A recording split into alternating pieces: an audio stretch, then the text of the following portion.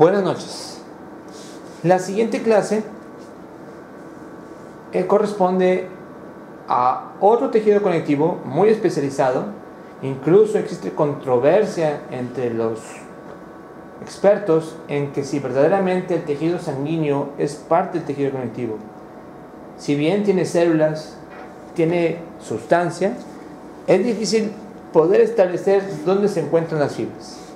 Sin embargo, la mayor parte de los expertos mencionan que el tejido sanguíneo es parte de un tejido conectivo especializado. Característicamente, así como todos los tejidos conectivos, la sustancia fundamental es precisamente la que le da su característica. En este caso, en la sangre, la matriz extracelular, la sustancia, es líquida en comparación con la del hueso o con la del cartílago, donde generalmente una de ellas es dura y la otra es firme.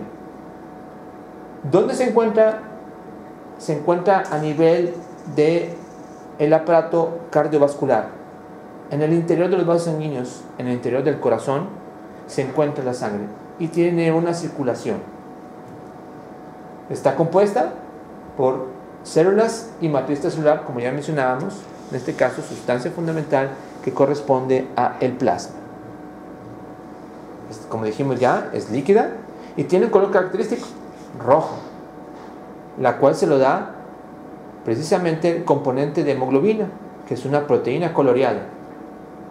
En el adulto aproximadamente existen 6 litros de acuerdo a su complexión, edad y género, de tal manera que una persona robusta, alta, tendrá más cantidad de sangre que una persona delgada, pequeña, y obviamente no se diga más en relación a la edad.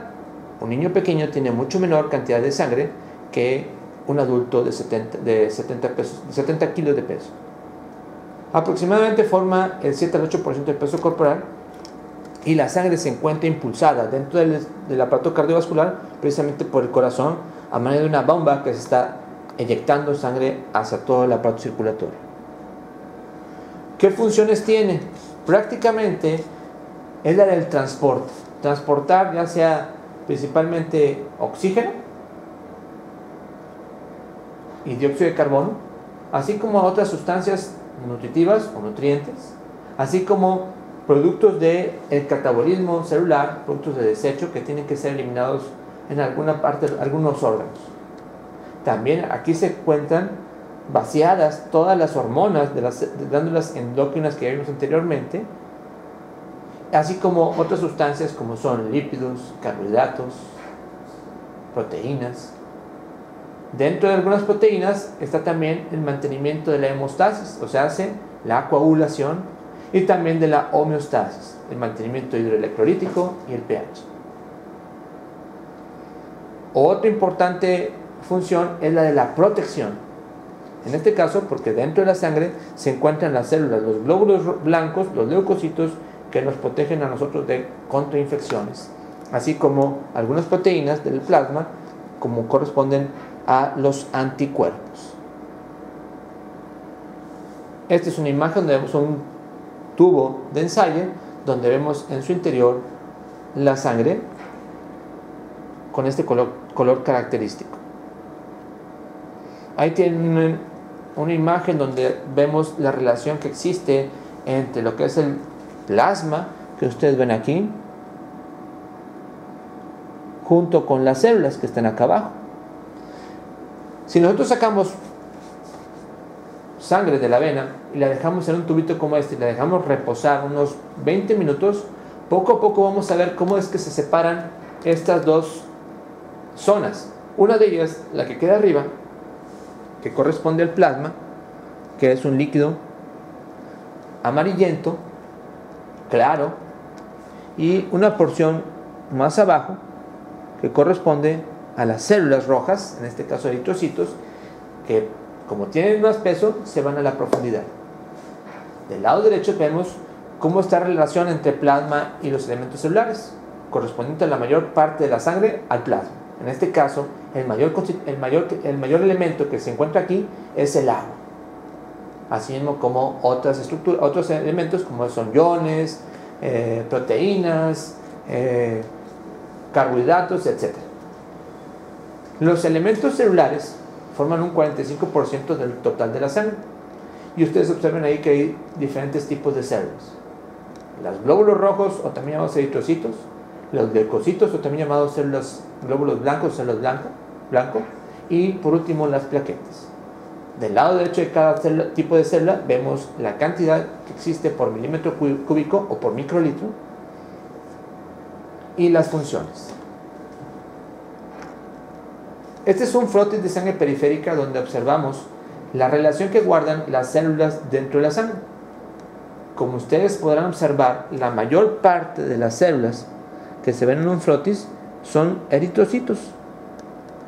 Anteriormente veíamos que la cantidad de eritrocitos por milímetro cúbico era de 5 millones aproximadamente, mientras que los glóbulos blancos, como ustedes ven aquí, uno, otro y otro, formaban aproximadamente entre 4.000 a 11.000 por milímetro cúbico. Y por último, las células o los fragmentos de citoplasma que vemos entre ellas más pequeños, que corresponden a las plaquetas. Muy bien, la primera célula de la sangre, el eritrocito. Los eritrocitos son discos cóncavos, son como los discos de pot que se utiliza para jugar hockey. No presentan núcleo, miden aproximadamente 7.8 micras y tienen un espesor de 2.6 a 0.8 micras. Su vida media aproximadamente es de 120 días.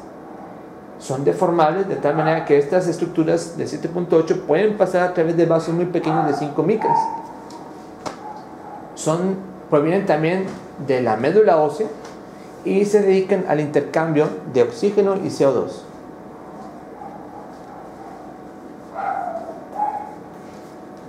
Dentro de la membrana de estos eritrocitos encontramos esas proteínas, las glucoforinas y la proteína banda 3, a la cual le deben mucha de su elasticidad que presentan estos eritrocitos. La glucoforina C le permite la adhesión de la membrana celular a una red proteica del citoesqueleto, lo cual le permite su forma, ¿sí? Y la proteína banda 3 es el sitio de anclaje para proteínas también del parte del citoesqueleto también. En este caso fija a la hemoglobina que está contenida dentro de los eritrocitos. Otras proteínas en la membrana celular de los eritrocitos le confieren también sus diferentes tipos sanguíneos que encontramos dentro de nuestra sangre. Cuando vamos a un laboratorio y queremos saber nuestro grupo sanguíneo, lo que se está checando precisamente es que existan anticuerpos contra este tipo de proteínas, como son el grupo A, el grupo O, el grupo B y el grupo AB. Otras proteínas que se encuentran también en la membrana serían la espectrina, la actrina, la banda 4.1, aducina, etc. Ahí tienen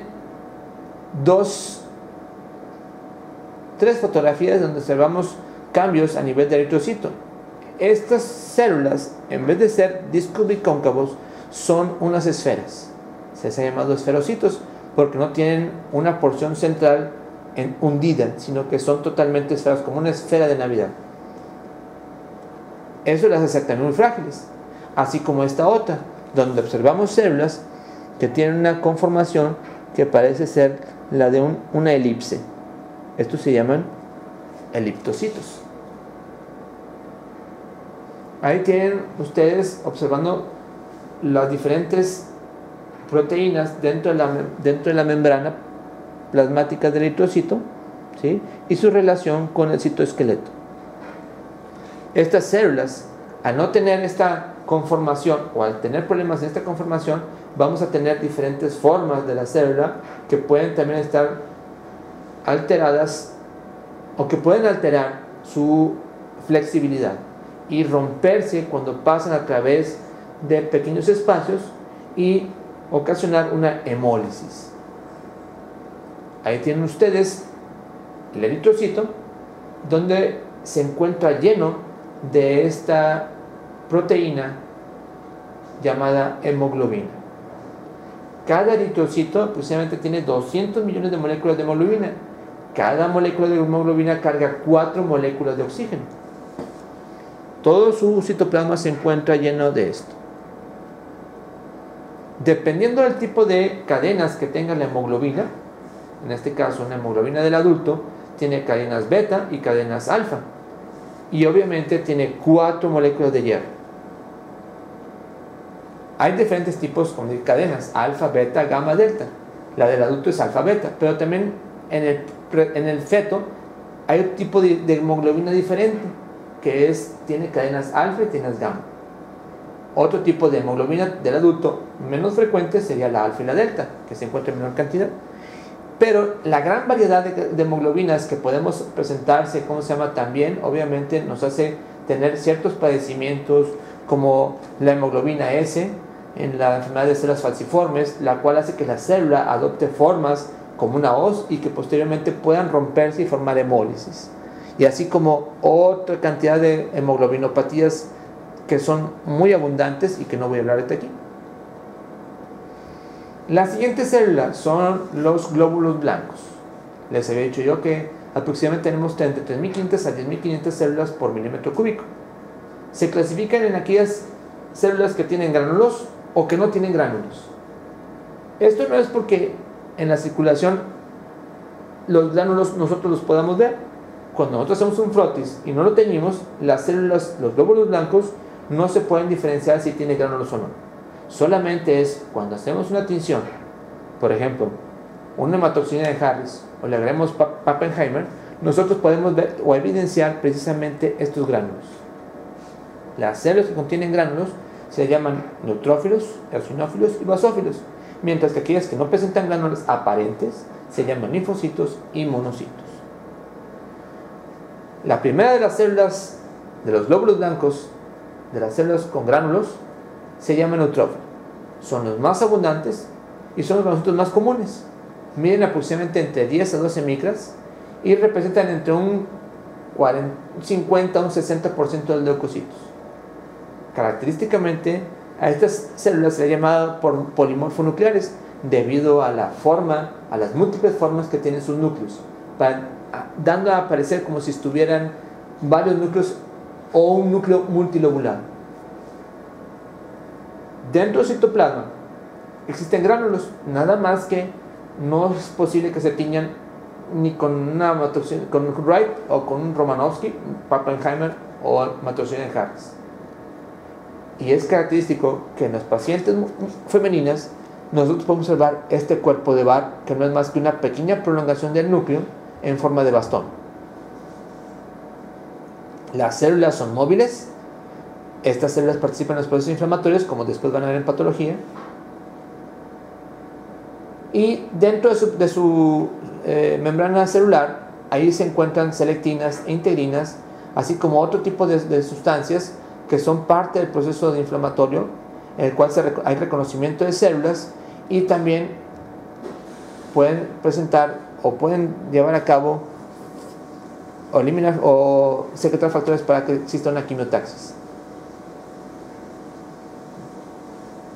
Esa es la fagocitosis, donde se lleva a cabo un fenómeno de reconocimiento, opsonización, adhesión, incorporación, internalización, digestión y por último una exocitosis de los restos. Esto no voy a abarcar mucho. Ahí tienen ustedes un neutrófilo. Como ustedes ven, es un polimorfo nuclear, porque su núcleo tiene múltiples formas. Ustedes pueden ver que su núcleo está lobulado, porque tiene un lóbulo aquí, que está unido por esta pequeña banda de núcleo con otro lóbulo y que está a su vez unida por otra pequeña banda con otro fragmento de núcleo. Identificamos este pequeño. Este pequeño corresponde a un cuerpo de Barr que parece como un bastón. Y fíjense también en el citoplasma que tiene cierta cantidad de gránulos, pero no son tan evidentes como las que les voy a enseñar. Dentro de la célula, dentro de los granulocitos, podemos ver gránulos primarios, que se forman en una primera parte de su maduración y que posteriormente se convierten o se desarrollan después en gránulos secundarios conforme la célula va madurando. Los primeros, los azurófilos o primarios, son grandes y escasos y se encuentran al principio de la granulopoiesis, o sea, de la formación de granulocitos, y corresponden a lisosomas y contienen mieloperoxidases. Son enzimas que lo que hacen es atacar algunos agentes patógenos, mientras que los secundarios son más pequeños y más abundantes en la célula madura, y en este caso también contienen enzimas como la colagenasa tipo 4 y las fosfolipases. En este caso, algunas de ellas son activadas también del complemento y de algunas lisosimas. Por último, no tan abundantes, los terciarios, que contienen fosfatasas y metaloproteinasas. Otro granulocito diferente al neutrófilo es el eosinófilo. Más o menos tienen la misma medida, 10 a 12 micras. En este caso son menos abundantes, 1.4 a 4.8 los leucocitos. En este caso también tienen un núcleo nada más que forma dos lóbulos. Y lo característico de estos granulocitos es que en el citoplasma encontramos múltiples gránulos de color anaranjado. Fíjense ustedes y comparen los gránulos de esta célula con los de los neutrófilos. Son muy evidentes los gránulos anaranjados refringentes en el citoplasma y, claro, el núcleo bilobulado.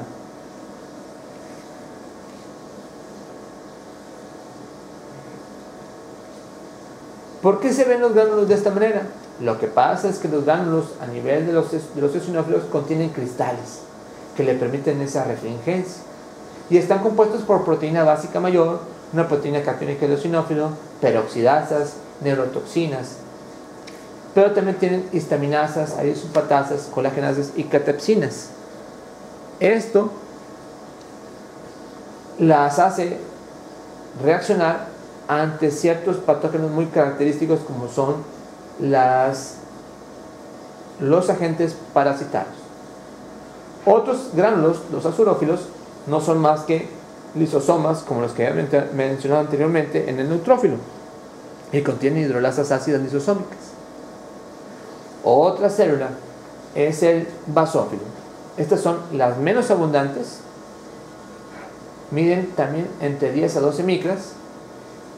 Podemos encontrarlo entre 0% hasta 0.3% de los leucocitos, y lo característico es que los gránulos que se observan en el citoplasma son morados, oscuros, azules, negros, con la tinción de Wright o Romanowski. Al igual que el eosinófilo, tenemos un núcleo que también presenta dos lóbulos. Ahí tienen ustedes.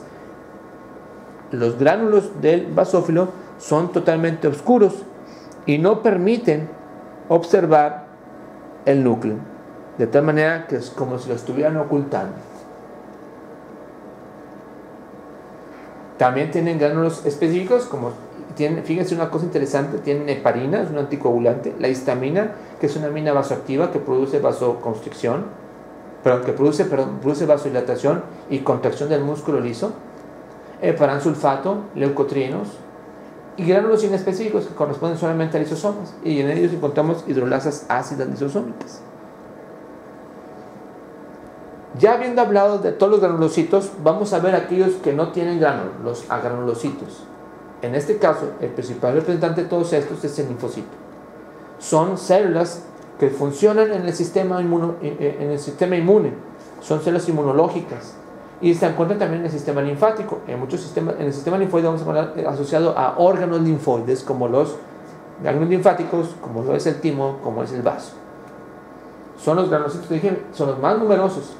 Miden entre 6 a 30 micras y son aproximadamente entre 25% a 27% de los leucocitos. Como ya mencioné anteriormente, son células inmunocompetentes. Pueden ser pequeños, medianos o grandes. La mayor parte de ellos son pequeños, el 90%. Ahí tienen ustedes un linfocito entre un mar de eritrocitos. Fíjense cómo tiene un núcleo redondado, ovalado, con una cromatina cerrada y un pequeño anillo circunferencial de citoplasma de color azul. Funcionalmente se pueden dividir aquellos linfocitos que le llaman T, porque se desarrollan en el timo, y linfocitos B, porque se desarrollan en lo que en algunos animales llamamos la bursa o bolsa de Fabricio. En realidad en el humano sabremos que no existe bolsa de Fabricio, y que la bolsa de Fabricio, y que tenemos solamente órganos que pudieran corresponder a la bolsa de Fabricio, como son el apéndice cal, como son el tubo digestivo y otros órganos. Los linfocitos T participan en la inmunidad mediada por células y los B en la inmunidad mediada por humores, por sustancias, en este caso anticuerpos. Otro tipo son los linfocitos NK, natural killer, participan en la destrucción de células infectadas por virus, algunos tipos de células neoplásicas, etc. Este es un montón de marcadores que desarrollan los linfocitos conforme van avanzando en maduración. Hay marcadores para células T del lado derecho y marcadores para células B del lado izquierdo. Después lo vamos a ver cuando veamos patología más detenidamente.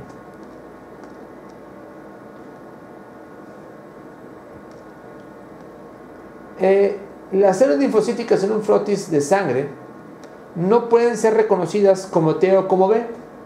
Se tendría que hacer un estudio de inmunohistoquímica para poder determinar cuál es una célula T o una célula B o una célula NK. En circulación, sin embargo, la mayor parte de los linfocitos que están circulando son T. 60-80% son linfocitos T. 20-30% corresponden a B y un pequeño porcentaje a células NK y también a células madres hematopoyéticas que están circulando. Primero que nada, la célula linfocito T tiene una vida muy prolongada, proviene como mencioné del timo y expresan proteínas muy características de esas células: CD2, CD3, CD5, CD7, CD4, CD8 y obviamente reconocen moléculas de complejo mayor de histocompatibilidad 1 y 2, dependiendo si son B o T. Dentro de los linfocitos T podemos reconocer aquellos que se llaman citotóxicos o coadyuvantes. Tienen tipos citotóxicos, coadyuvantes y supresores. Los CD8 citotóxicos participan en el reconocimiento de antígenos a través de receptores de células T, ya sea virus y células neoplásicas, y solo reconocen antígenos del complejo mayor de histocompatibilidad tipo 1. Secretan linfocinas y perforinas, lo cual las hacen ser muy características en los procesos para afectar células y se encargan del rechazo de injertos y la inmunología, la respuesta inmunológica contra células neoplásicas. Los CD4, también llamados coadyuvantes, también montan una respuesta inmune ante un antígeno extraño, pero en este caso se asocian a otras células y reaccionan a antígenos del complejo mayor histocompatibilidad 2, producen interleucinas y provocan, como mencioné, la proliferación y diferenciación de más linfocitos. Los B tienen una vida media variable, provienen de la bolsa de Fabricio en los pájaros, expresan en su superficie anticuerpos tanto IgM como IgD y también moléculas de complejo mayor histocompatibilidad tipo 2. En este caso, expresan marcadores propios de células B, CD9, CD19, CD20 y CD24. Y estas células, los linfocitos B, característicamente posteriormente se forman o se transforman en células plasmáticas, que a su vez son las células que forman o que secretan los anticuerpos. Característicamente estas células son células mononucleadas, pues dan un solo núcleo, como vemos aquí, es un núcleo redondado o ovalado, pero característicamente parecería como si el núcleo se quisiera salir del citoplasma o como si el citoplasma estuviera corriendo detrás del núcleo. Eso es lo característico de una célula plasmática. En algunas de ellas también es posible reconocer un pequeño espacio más claro, como ven ustedes aquí, que corresponde a un aparato de Golgi muy prominente que está formando anticuerpos. Otra célula agranulocítica correspondería a el monocito. Estas son las células más grandes de la sangre. Miden de 18 a 20 micras y forman aproximadamente hasta un 10% de leucocitos. Ya en el tejido conectivo, el monocito se diferencia en fagocitos del sistema fagocito mononuclear, o sea, lo que son los macrófagos, que forman un sistema muy grande que le llaman sistema Empire. La vida media de estos es de 3 días. Presentan un prominente retículo endoplasmático rugoso, así como retículo endoplasmático liso, mitocondrias y aparato de Golgi. En ellas se observan gránulos azurófilos densos. Ustedes pueden ver característicamente una célula macrofágica, una célula histocítica o macrofágica, o en este caso monocítica, tiene un núcleo grande, con indentaciones, con abundante citoplasma, que forma pequeños pseudópodos, como estos de aquí, y tiene también característicamente vacuolas en su citoplasma. Por último, las plaquetas también son conocidas como trombocitos. Son las estructuras más pequeñas de la sangre. No son más que fragmentos de citoplasma de una célula mucho más grande, que se llama megacariocito. Son estructuras discoides irregulares de aproximadamente 2 a 3 micras y se encuentran en la sangre por cada milímetro cúbico 150.000 a 450.000. La vida media es aproximadamente son de 10 días. Si nosotros las observamos bien, podemos observar una zona central llamada cromómero y una zona periférica que se llama hialómero. En ellas se concentran algunos gránulos, intervienen en la coagulación y en ella reconocemos estas estructuras por microscopía electrónica: la zona periférica, una zona estructural, una zona de orgánulos y una zona membranosa. Los gránulos característicamente pueden ser alfa, delta o lambda. Algunos de ellos contienen fibrinógeno, que son parte de los factores de la coagulación, factores de crecimiento. Los delta, que corresponden a adenosín trifosfato, serotonina y histamina, que corresponden a 2 aminos vasoactivas.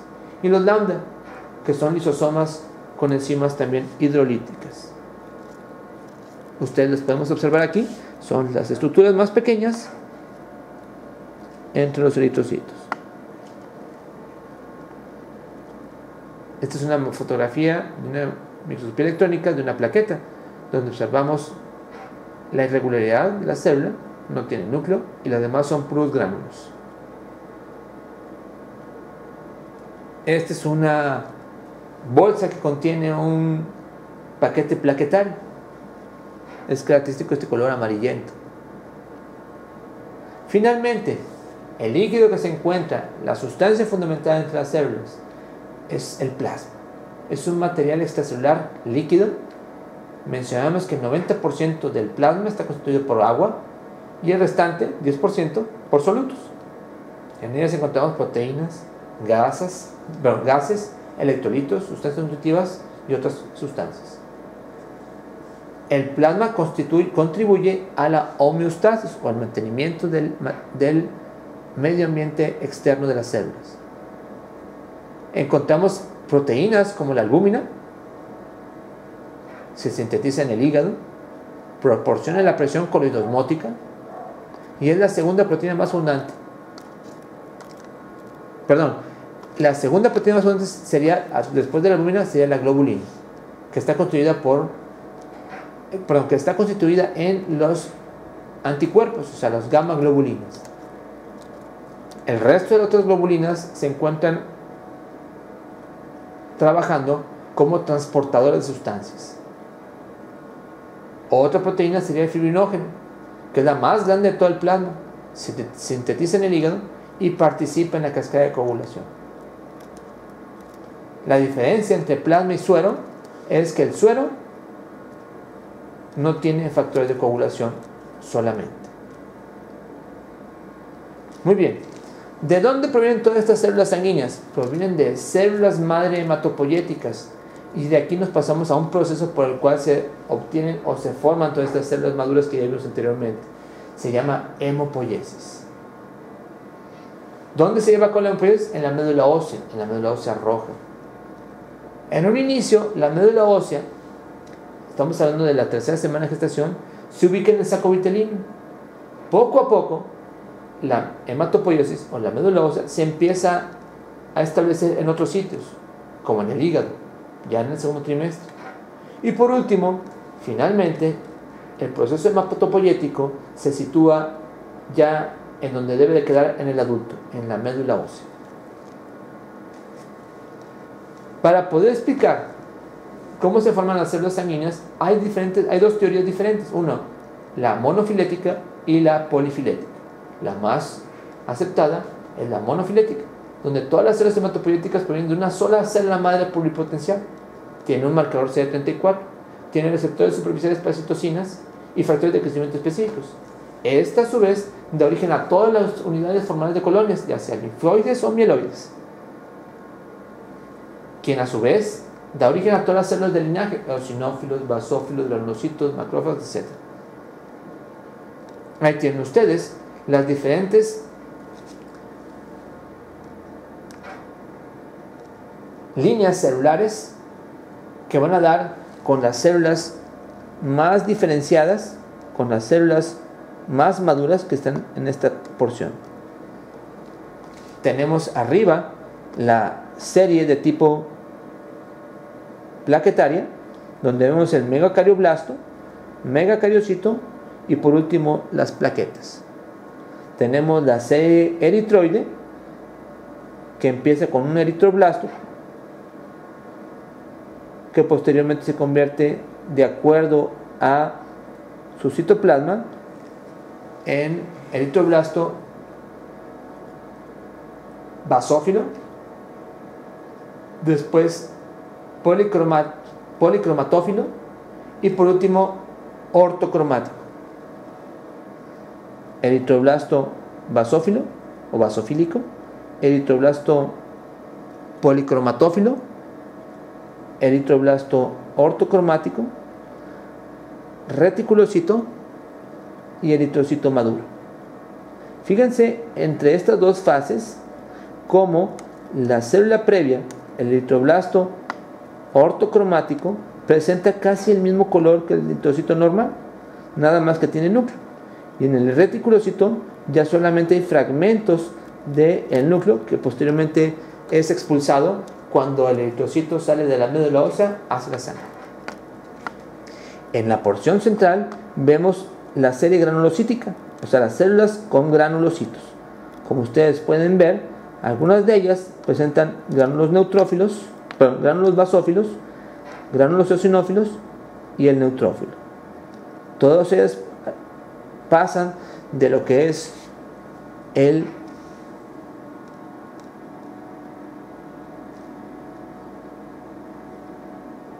células poco maduras a células totalmente maduras, como ven ustedes aquí. Dentro de la célula granulocítica neutrófila vemos primero como un mieloblasto,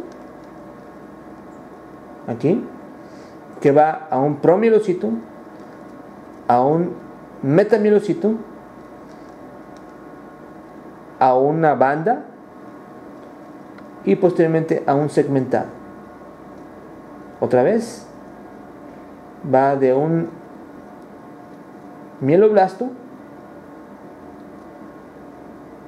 a un promielocito, a un metamielocito, a una banda y a un segmentado. En las líneas de los linfocitos vemos un linfoblasto, un prolinfocito y un linfocito maduro. En las células de tipo monocíticas, monoblasto a un monocito maduro.